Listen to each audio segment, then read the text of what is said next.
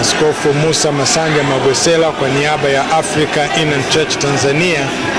Nimewakilisha kanisa katika hafla hii ya kukumbuka kuzaliwa kwa rais wetu wa Jamhuri ya Muungano wa Tanzania. Sasa ushiriki wetu katika tukio kama hili ni muhimu sana.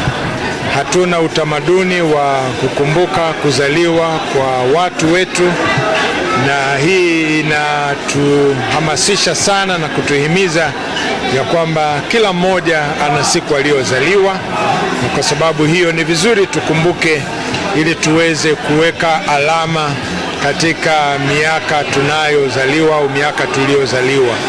Tunaweza kuweka alama kubwa sana katika jamii, katika kanisa, katika familia na hata katika maisha yetu sisi binafsi tu. Na kwa sababu hiyo ni msihi kila mmoja, kila mwanakanisa kuweka jitihada kukumbuka siku yake ya kuzaliwa, lakini pia vile kuweka mipango, kuweka malengo namna gani ataendelea kuwa anaadhimisha sikukuu hizi za kuzaliwa. Mimi nimejifunza mambo mengi sana. La kwanza, nimejifunza huo upandaji wa miti na utunzaji wa mazingira katika maeneo yetu. Iwapo tutaweka jitihada kama hizo, mtu ambaye ataishi miaka 50, miaka 60, miaka 70 atakuwa amepanda miti karibu 70 katika maisha yake, kama tutakuwa tunaweka kumbukumbu za namna hiyo. Na miti ni mali. Utakapokuwa unafikisha miaka 70 hiyo, utakuwa na miti mingi ambayo unaweza ukaitumia ikakusaidia sana katika swala zima la uchumi, na kwa sababu hiyo ni muhimize kila mmoja wetu kutunza mazingira kwa njia hiyo, na kwa sababu hiyo itaendelea kutusaidia sana. Sasa mimi mwenyewe nimeenda mbali. Juni 29 ndio sisi tunakumbuka kanisa letu la African Inland Church Tanzania kuzaliwa na hapa Tanzania, na mwaka huu tutakuwa tunaadhimisha hiyo miaka 116 ya kuzaliwa kwetu.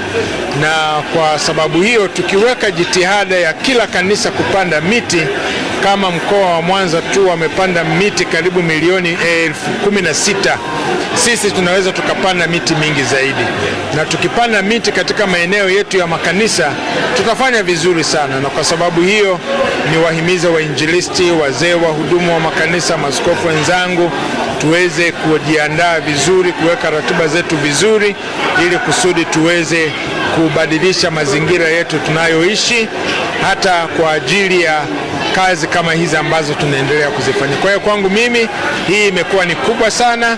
Imelitangaza kanisa pia vile ninyi Inland Radio, Inland TV mko hapa, Makongoro Church Channel mko hapa, mmetangaza kanisa, tumeomba, tumepata nafasi kama hizo.